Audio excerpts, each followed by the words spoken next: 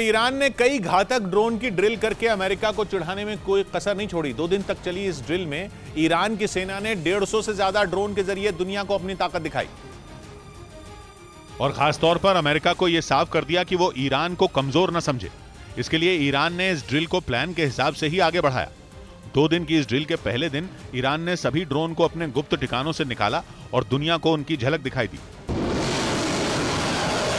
पहले दिन ईरान की सेना ने बॉर्डर वाले इलाकों और समंदर में अपने मिशन को पूरा करने के लिए निगरानी की और इसे पूरा करने के बाद उसने ड्रोन की ताकत से अमेरिका को आंख दिखाई।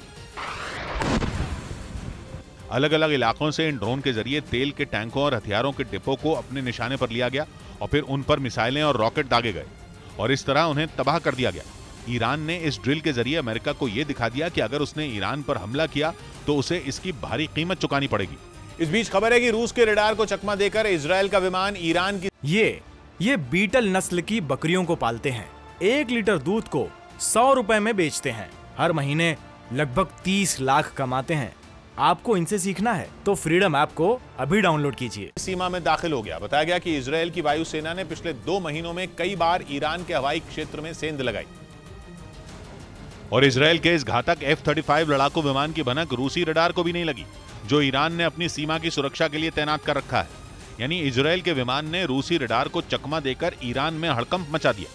इससे पहले इजरायल अमेरिकी सेना के साथ मिलकर हाल के दिनों में कई बार युद्ध का अभ्यास कर चुका है और खबर है कि इस दौरान दोनों देशों के जंगी जहाजों ने ईरान को डराने में कोई कसर नहीं छोड़ी।